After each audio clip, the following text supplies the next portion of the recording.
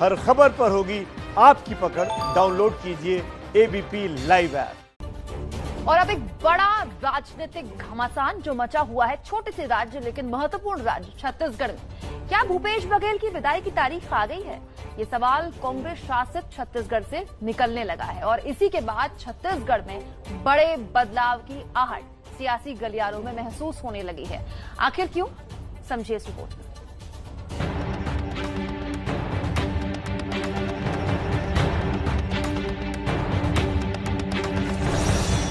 क्या छत्तीसगढ़ से कोई बड़ी सियासी खबर आने वाली है? क्या छत्तीसगढ़ में सीएम भूपेश बघेल की विदाई होने वाली है? आखिर क्यों सीएम बघेल बोले हाई कमान ऑर्डर दे तो अभी दे दूंगा इस्तीफा?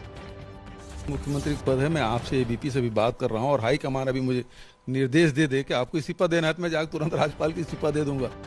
छत्तीसगढ़ के मुख्यमंत्री भूपेश बघेल को ये बयान देना पड़ा अपने ही सहयोगी और स्वास्थ्य मंत्री टीएस सिंहदेव के उस बयान के बाद जो उन्होंने बघेल सरकार के 2 साल पूरे होने से जुड़े एक सवाल पर 3 दिन पहले बिलासपुर में दिया। 2.5 साल पूरे होने के बाद क्या उम्मीद लग रही है आपको? आप शायद परिवर्तन की बात कर रहे हैं, मुख्यमंत्री की बात कर रहे हैं। ये सारी बातें देखिए हाईकमांड की रहती हैं। कार्यावधि किसी की फिक्स नहीं रहती। वो 2 दिन भी हमने देखा है, अर्जुन सिंह जी 2 दिन भी मुख्यमंत्री रहे और हमने देखा है कि 15-15 साल भी मुख्यमंत्री रहते हैं। तो वो समय और परिस्थिति के हिसाब से हाईकमांड निर्णय लेता है।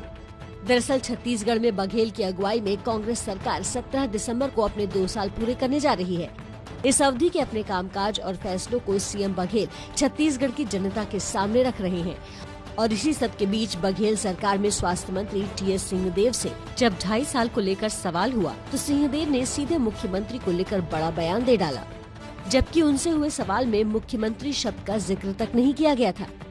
एक बार फिर सुनिए टीएस सिंहदेव के उस बड़े बयान को। 2.5 साल पूरे होने के बाद क्या उम्मीद लग रही है आपको? आप शायद परिवर्तन की बात कर रहे हैं, मुख्यमंत्री की बात कर रहे हैं। ये सारी बातें देखिए हाईकमांड की रहती हैं। कार्यावधि किसी की फिक्स नहीं रहती। वो 2 दिन भी हमने देखा है, अर्जुन सिंह जी 2 दिन भी मुख्यमंत्री रहे और हमने देखा है कि 15-15 साल भी मुख्यमंत्री रहते हैं। तो वो समय और परिस्थिति के हिसाब से हाईकमांड निर्णय लेता है।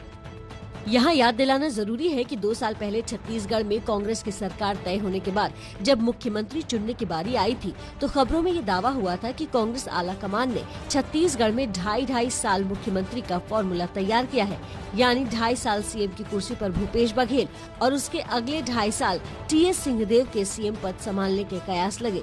हालांकि ऐसी खबरों पर कांग्रेस की ओर से आधिकारिक तौर पर कभी कुछ नहीं कहा गया, लेकिन अब सिंहदेव का बयान सामने आने के बाद 3 बार छत्तीसगढ़ की कमान संभाल चुके बीजेपी के रमन सिंह भी एबीपी न्यूज से बड़ी बात कहते हैं।